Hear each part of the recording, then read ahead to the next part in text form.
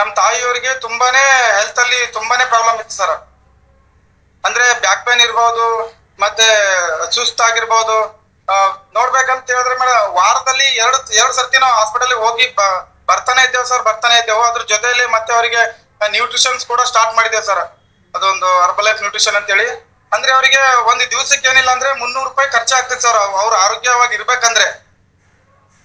So ಒಂದು ದಿವಸಕ್ಕೆ 300 ರೂಪಾಯಿ ಅವ್ರಿಗೆ ಖರ್ಚ ಆದ್ರೂ ಕೂಡ ಅವರಲ್ಲಿ ಇನ್ನೂ ಅಷ್ಟು ಸ್ಯಾಟಿಸ್ಫೈಡ್ ಆರೋಗ್ಯ ಕಾಣಿಸ್ಲಿಲ್ಲ.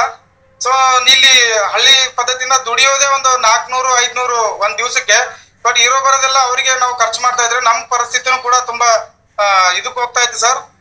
ಅದರಿಂದ ನಾನ್ ಏನ್ ಮಾಡಿದೆ ಅಂತಂದ್ರೆ, ನೋಡೋಣ ನಮ್ ತಾಯಿಗೆ ಎಲ್ಲಾನು ಮಾಡಿದ್ವಿ, ಇನ್ನೇನ್ ಉಳಿದಿದಪ್ಪ ಅಂತ ಅನ್ಕೊಂಡು ನಾನ್ ಸುಮ್ನೆ ಕೂತಿರ್ಬೇಕಾದ್ರೆ ಭೀಮಾಶಂಕರ್ ಸರ್ ಪರಿಚಯ ಆದ್ರು. ಸರ್, ನೀರ್ ಕುಡಿದ್ರೆ ಆರಾಮಾಗುತ್ತೆ, ಇಂಥೊಂದು ಬಂದಿದೆ ನೋಡಿ ಅಂತಂದ್ರು. ನಾನ್ ಅನ್ಕೊಂಡೆ ಅದೇ ಆಗ ನೀರ್ ಕುಡಿದ್ರೆ ಆರಾಮಾಗುತ್ತೆ ಸರ್ ಅಂತ ಅನ್ಕೊಂಡೆ. ಆಮೇಲೆ ನೋಡೇ ಬಿಡೋಣ, ಎಲ್ಲಾನು ನೋಡಿದ್ವಿ, ಇದು ಒಂದು ನೋಡೇ ಬಿಡೋಣ ಅಂತ ಅನ್ಕೊಂಡು ಅದನ್ನ ಪರ್ಚೇಸ್ ಮಾಡಿ ನಮ್ ತಾಯಿಯವ್ರಿಗೆ ಕೊಡ್ಸಿದ್ದೆ ಸರ್. ಕೊಡ್ಸಿದ ನಂತರ ಸರ್ ಅವರು ವಿತಿನ್ ಒಂದು 15 days ಅಲ್ಲಿ ಅವರು ಬ್ಯಾಕ್ ಪೇನ್ ಇಂದ ಫುಲ್ ಆರಾಮ್ ಅಂದ್ರೆ ಕ್ಯೂರ್ ಆದ್ರು ಸರ್.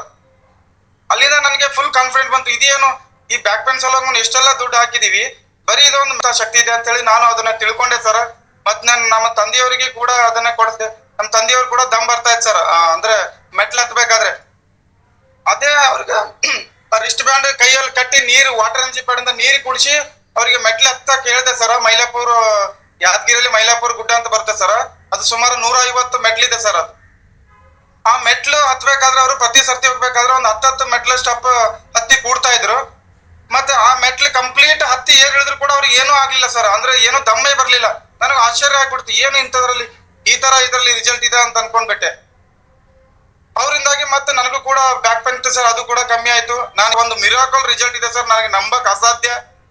ದಿಗ್ಗಾಂವಲ್ಲಿ ಬಂದಿದೆ ಸರ್, ಒಂದು 13 ವರ್ಷದ ಹುಡುಗಿ ಪರ್ಮನೆಂಟ್ಲಿ ಬೆಡ್ ರೆಸ್ಟ್ ಸರ್. ಅಂದ್ರೆ ಕೈಕಾಲಲ್ಲಿ ಏನೋ ಶಕ್ತಿನೇ ಇಲ್ಲ. ಅವರಿಗೆ ತಾಯಿ ಬಂದು ಹಿಂಗ್ ಎಬ್ಬಿಸಿ ಮತ್ತೆ ಊಟ ಮಾಡಿಸಿ ಮತ್ತೆ ಮಲಗಿಸ್ಬೇಕಾಗಿತ್ತು. ಅಂದ್ರೆ ಯಾವ್ದೇ ಸಪೋರ್ಟ್ ಇಲ್ಲದೆ ಆ ಹುಡುಗಿ ಎದ್ದೊಳ್ತಾ ಇರ್ಲಿಲ್ಲ. ಅಂತ ಒಂದು ಹುಡುಗಿ ಕೊಟ್ಟಿದ ತಕ್ಷಣ ಸರ್ ಒಂದು 15 ದಿವಸದಲ್ಲಿ ತಂತಾನೆ ಎದ್ದು ಕುಂತು ಅಂದ್ರೆ ಗಾಡಿ ಸಪೋರ್ಟ್ ತಗೊಂಡು ಇವಾಗ ನಡೀತಾ ಇದ್ದಾಳೆ. ಅಂದ್ರೆ ಅವರು ನಿನ್ನೆ ನಾನು ಹೋಗಿದ್ದೆ ಸರ್ ಅವ್ರ ಮನೆಗೆ ವಿಸಿಟಿಂಗ್ ಮಾಡಕ್ಕೆ. ಅವರು ಕೈ ಮುಗಿತಾ ಇದ್ದಾರೆ ಸರ್, ನೀವು ದೇವರು ಅಂತ ಹೇಳ್ತಾ ಇದಾರೆ ನಮ್ಮ ಪಾಲಿಗೆ. ನನಗಂತೂ ಒಂಥರ ಕಣ್ಣೀರೇ ಬಂದ್ಬಿಡ್ತು ಸರ್. ಏನು